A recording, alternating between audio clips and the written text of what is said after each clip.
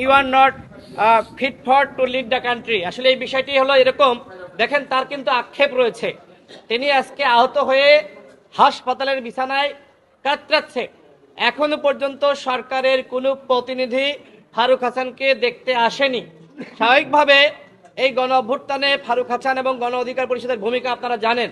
আমাদের দলের 11 জন শহীদ হয়েছে, আমাদের অসংখ্য সহযোদ্ধা গুলিবিদ্ধ হয়েছে, আমাদের অনেক সহযোদ্ধা এখনো পর্যন্ত হাসপাতালের বিছানায় কাতরাচ্ছে। এখানে যারা আহত হয়েছিল তাদের অনেকেই রয়েছে। সেলিম ভাই যেটি বললেন, দেখেন গণ অধিকার পরিষদ বানের জলে উঠে আসেনি, কিন্তু এই গণ অধিকার পরিষদের নেতাকর্মীদেরকে যদি আমরা যে সরকারকে সমর্থন দিয়েছি সেই সরকারের আমলেও, হাসিনার আমলে যেভাবে আমরা নিপীড়ন নির্যাতনের শিকার হয়েছি, হামলার শিকার হয়েছি, এই সরকারের আমলেও যদি ওই হামলার শিকার হতে হয় এবং তার যথাযথ বিচার না হয়, আসামিরা জামিন পেয়ে দুধ দিয়ে গোসল করে উল্লাস করে, সুতরাং সেই আক্ষেপ সেটি কিন্তু এইভাবেই বহিঃপ্রকাশ ঘটে। আমরা ডক্টর ইউনূসকে সহযোগিতা করছি। ডক্টর ইউনূস যে সময় ক্ষমতা নিয়েছিলেন ওই সময় দ্বিতীয় কোনো ব্যক্তি ছিলেন না যিনি ক্ষমতা নিলে দেশীয় আন্তর্জাতিকভাবে সরকারের গ্রহণযোগ্যতা পেত। আমরা কিন্তু ডক্টর ইউনূসকে সাধুবাদ জানিয়ে সকল দল এবং মত আমরা বিবৃতি দিয়েছি। কিন্তু ডক্টর ইউনূস যদি আজকে এই আসামিরা জামিন পাচ্ছে, কেন জামিন পাচ্ছে সেটি খতিয়ে দেখতে না পারেন, সেক্ষেত্রে কিন্তু ফারুক হাসানের মতন আরো ব্যক্তিরা যারা আহত হবেন, বিচার পাবেন না, এই ধরনের আক্ষেপ তারা কিন্তু বহিঃপ্রকাশ ঘটাবেন। আমরা সেটি চাই না। আমরা সরকারের পতনের দাবিতে আমরা কেউ আন্দোলন করি নাই। সরকার যে ভুল করছে সেই ভুলের আমরা সমালোচনা করছি, যাতে করে সরকার তার ভুলগুলো শুধরিয়ে সঠিক পথে চলতে পারে।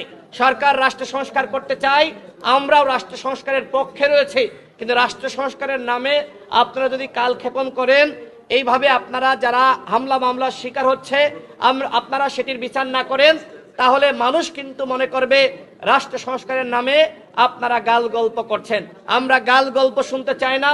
আমরা চাই আপনারা দেশটা ভালোভাবে চালান এবং আগামীতে একটি অবাধ সুষ্ঠু নিরপেক্ষ নির্বাচনের মাধ্যমে আপনারা এই দেশ আগামীতে যে ক্ষমতায় আসবে সেই সরকারের হাতে আপনারা দিবেন।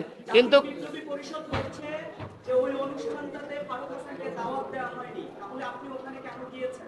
দেখেন, ফারুক হাসানকে ওই অনুষ্ঠানে শুধু ফারুক হাসানকে না, আমাদের দলের প্রেসিডেন্ট নুরুল হক নূর, আমির রাশেদ খান, সাধারণ সম্পাদক, আমাদের 3 জনকেই দাওয়াত দেওয়া হয়েছিল এবং কার্ড দিয়ে দাওয়াত দিয়েছিল। এখন জাতীয় বিপ্লবী পরিষদের কোন ব্যক্তি বলেছে সেটি আমি জানি না। জাতীয় বিপ্লবী পরিষদের যিনি সভাপতি বলেছেন, সভাপতি তার তো জানা উচিত যে তিনি দাওয়াত দিয়েছিলেন। এবং খমিনি ভাই নিজে, তিনি কিন্তু ফেসবুকে আমরা পোস্ট দেখেছি, তিনি আমাদের ঢাকা বিশ্ববিদ্যালয়ের বড় ভাই, তিনি ফারুক হাসানের এই হামলার তীব্র নিন্দা জানিয়েছেন এবং তিনি উল্লেখ করেছেন যে ফারুক হাসানও অতিথি ছিল, অন্যরাও যারা হামলা চালিয়েছে তারাও অতিথি ছিল। এই যে মিথ্যাচার, আমি ওই সভাপতির আর একটি বিষয়ে আমি দৃষ্টি আকর্ষণ করতে চাই। তিনি কিন্তু ফারুক হাসানের কানে একটি ভুল তথ্য দিয়েছিলেন যে ছাত্র দলের নেতাকর্মীরা ক্ষুব্ধ হয়ে আপনার উপর হামলা চালিয়েছে।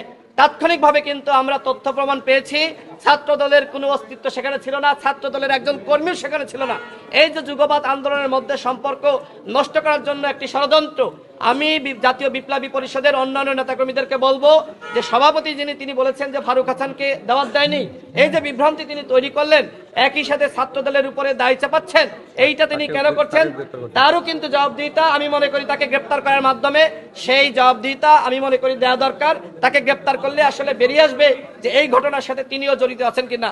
আজকে আপনারা সাংবাদিক ভাইরা যারা এসেছেন এবং আমাদের এহসানুল হুদা ভাই, আমাদের শাহাদাত হোসেন সেলিম ভাই সহ আমির খসরু মাহমুদ চৌধুরী যারা এসেছিলেন, গণ অধিকার পরিষদের পক্ষ থেকে আমরা সকলকে ধন্যবাদ জানাচ্ছি। আসসালামু আলাইকুম।